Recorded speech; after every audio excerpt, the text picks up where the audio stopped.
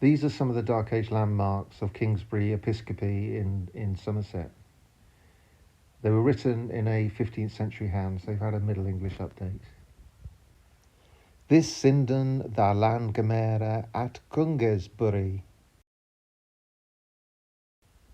Arrest on Pedriden. Off on de long stremes on Lambrookers Jamutha.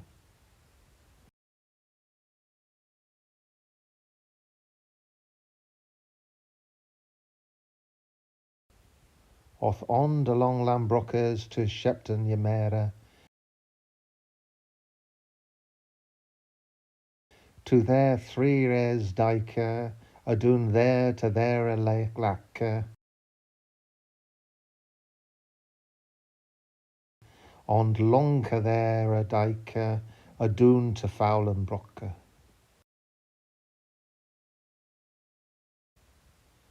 Along Fowlenbrocker ut on a Maure.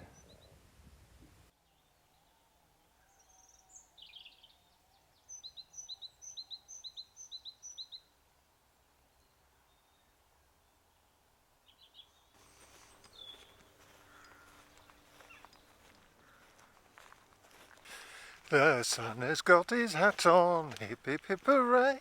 Now don't start complaining about my singing. Last time I did some singing, my viewership spiked.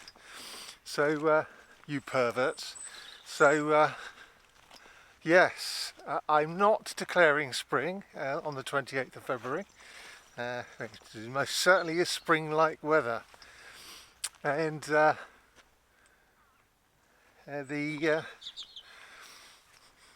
and it's very nice after something like 3.5 months of dreariness.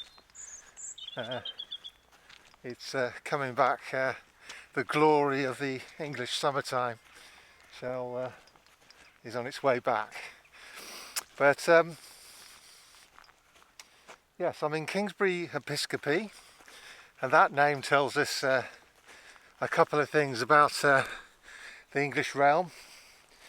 Those two estates of the crown and bishops. Episcopi is bishop, isn't it? But yeah, so this was royal land and then became land of a bishop.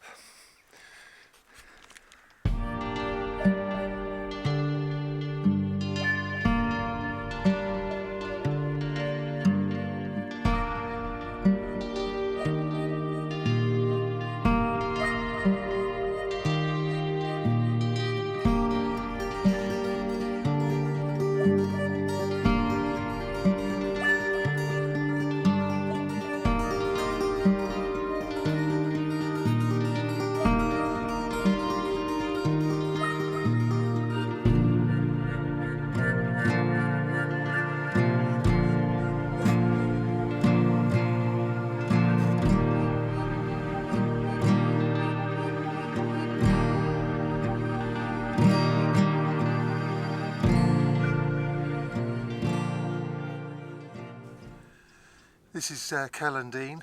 That's another indicator we're entering spring. And over here we have both the catkins and the other flower. I can't remember what that's called, but this is of the alder tree. The alor in Old English, and it likes water. And as you can see, it's right next to the river Parrett, and that's where part of our objective today is to have a look at that river, and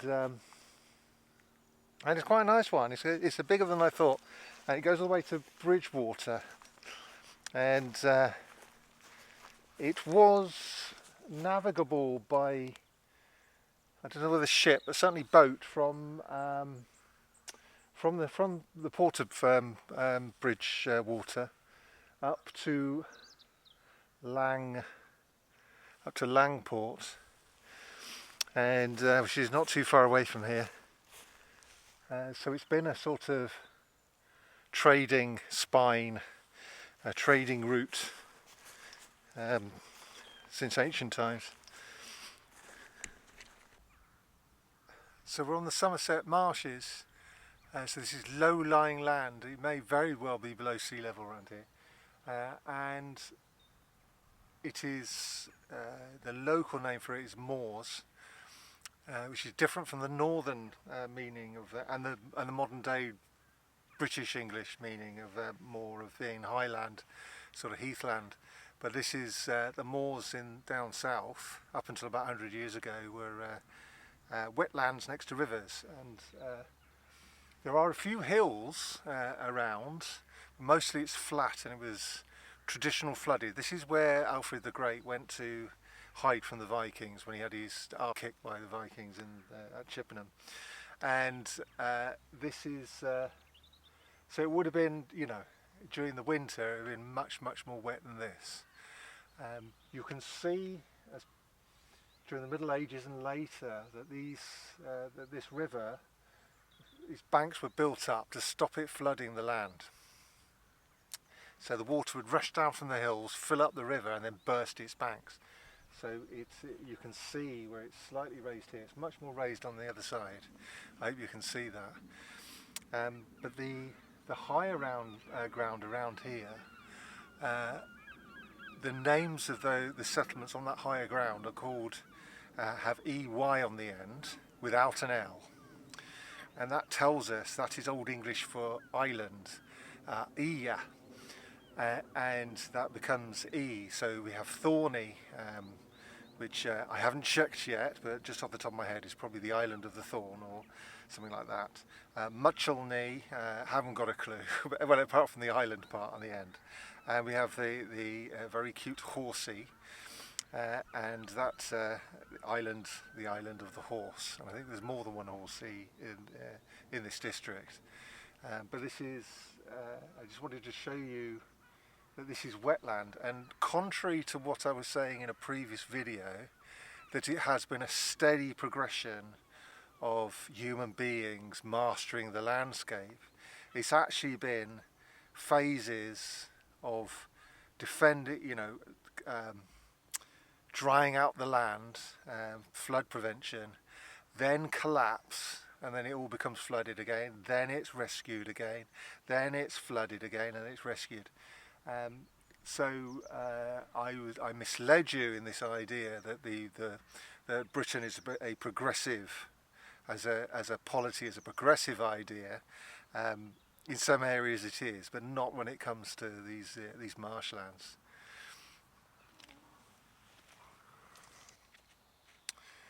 I love the smell of creosote.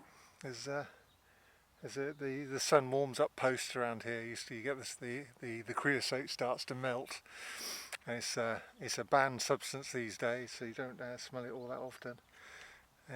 But anyway, yes, this is over here. I'm now onto a new river, the Lambrook.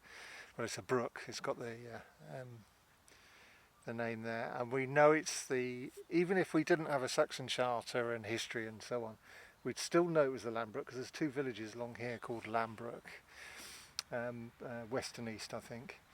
And but we have a Saxon charter, and the Saxon charter says to go along the Parrett, which is the river Parrett today, to the mouth of the Yarmouth Yarmouth of the Lambrookers, I think, something along those lines. And it's not all that much of a big stream, but there's a mill over here, quite a large one. And obviously it's not a mill today, but it definitely was one at one point. So we're looking at enough water comes past here to run a mill, to give the power to grind corn, or I don't know whether it could have been a fuller's mill, which is part of the cloth industry. But we've had mills, we had water mills since the Roman times, but it's like I was talking about, there's like layers of development, then collapse, development, collapse. The Roman mills collapsed, so you can see the sites of the Roman mills, and they seem to be on different sites to the Anglo-Saxon ones. So again, we're seeing civilization come to a crashing halt and a return to subsistence farming where you ground your own corn. And when we get to the anglo-saxon period, certainly the medieval period, it is the lord. The lord, you can no longer grind your own corn. The lord of the manor has the privilege, lord of the estate has the privilege of doing the milling. It is one of his ways of, it's extortion really, isn't it? But you would have faced a fine if you've been caught grinding your own corn. But yeah, it's very, very, very interesting to see that there's a mill on this little brook. I thought, taking a look at the map, that this was a drainage ditch, and the other channel over there was the real Lambrook. And I wasn't. Then I looked at the map, and yes, this is the Lambrook, but I still thought it was a drainage ditch that they've aggrandised. But it is meandering. It is a narrow strip that goes in a line, but it certainly is meandering across the land available to it. So it's a proper stream. So that's interesting. It's an authentic stream with an authentic Old English name.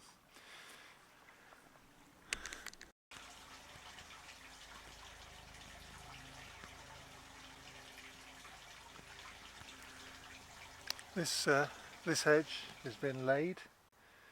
So what they've done is young bushes have gone upright, then they've been cut, sliced within like half an inch of being cut completely, and then laid down. And then new shoots will go straight upwards vertically, and it should make a fence that's impervious to animals and still be a live hedge. And we've got one of the thorns, I don't know which one it is, and also you've got hazel. So it's, but even more crucially, there is no barbed wire or electric fence on the other side. So there is no redundancy here. It does the job a hedge is supposed to do. There are other functions of hedges, a little bit of fruit, some firewood, but its main job is to be a fence that people can't get, that animals and people can't get through, that declares that it belongs to somebody and that animals can't escape from. So yeah, bravo to the farmer. There's a lot of hedges I've seen today with barbed wire on the other side. It's just a waste of time. It's an absolute waste of time.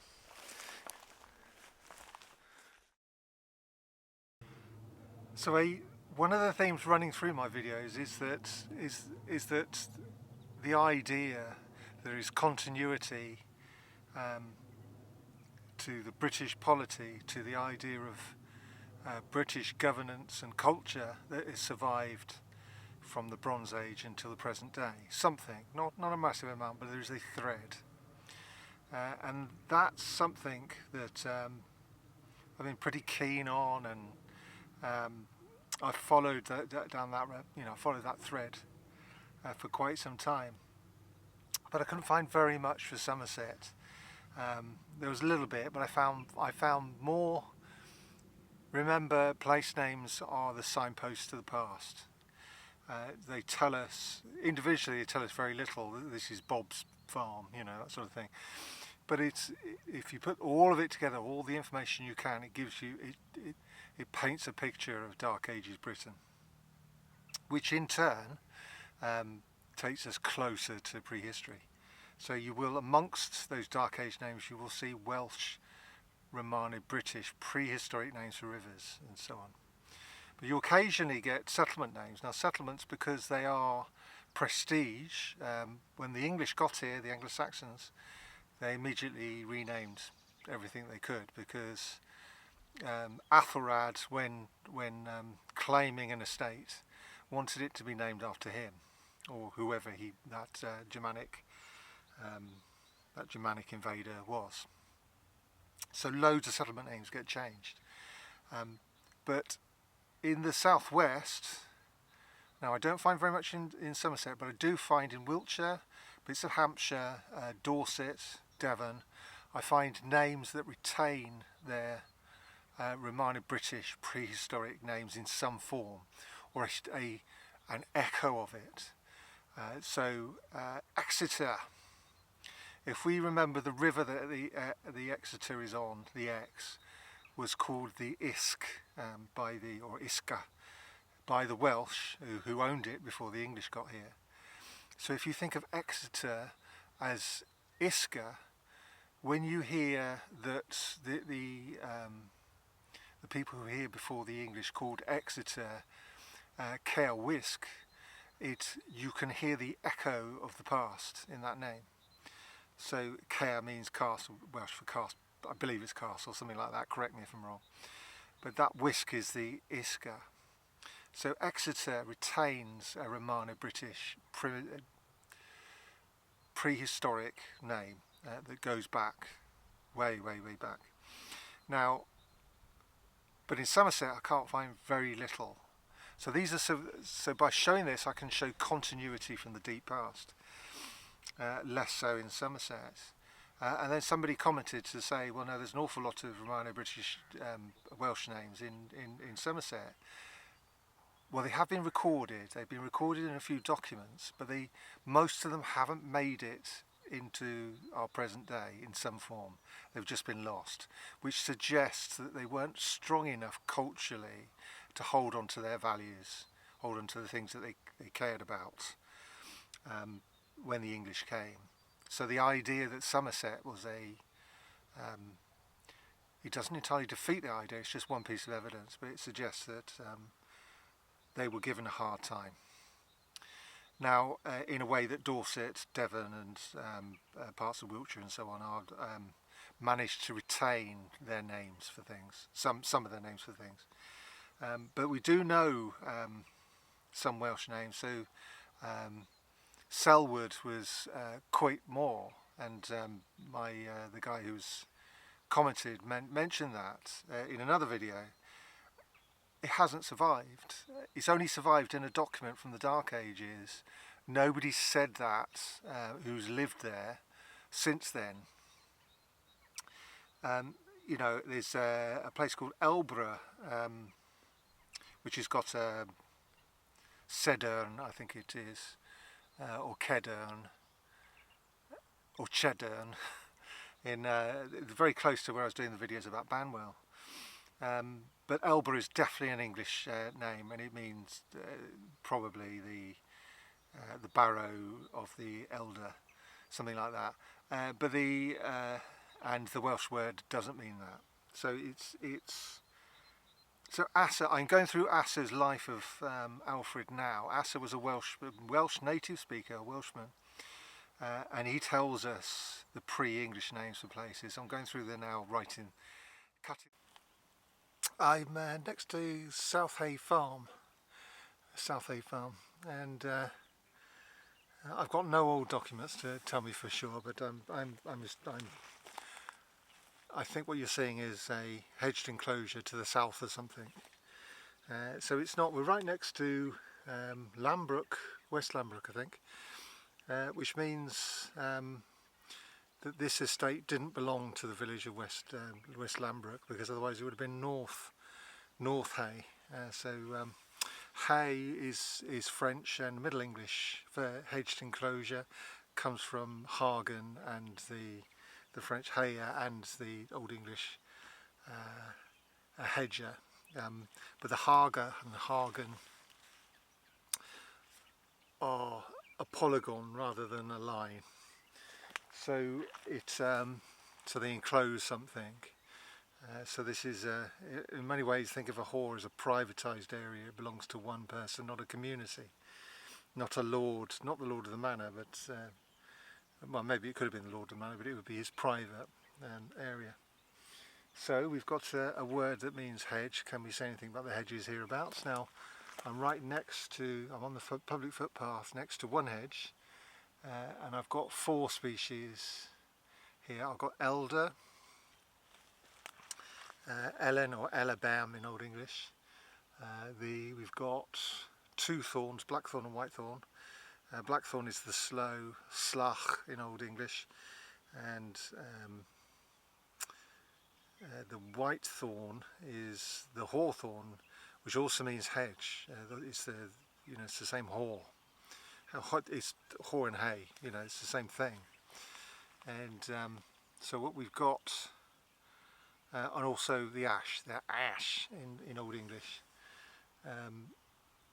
So we've so that make 470 years old, but I don't even think it's that old. I think it's a reasonably recent thing. It's got barbed wire running down it, so it's basically, this hedge is redundant because we have barbed wire here. So there's not much not much of use I can say.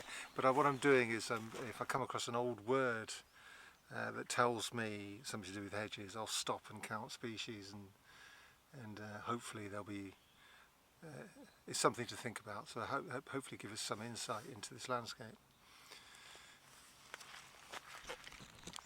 Look, I'm down to shirt sleeves, no jacket. Didn't bring a jacket. Brought 2 jumpers. They both come off. And what a nice day. I think we're seeing the end of winter rather than the beginning of spring though. But we'll see, we could have an early spring. Fingers crossed. But, thank you for coming out on the walk, and it's nice to see the River Parrett and the River Lambrook. And hope to see you on the next one. Remember to subscribe, leave a comment. I love comments. I love to answer them. And see you on the next one. Ta-da.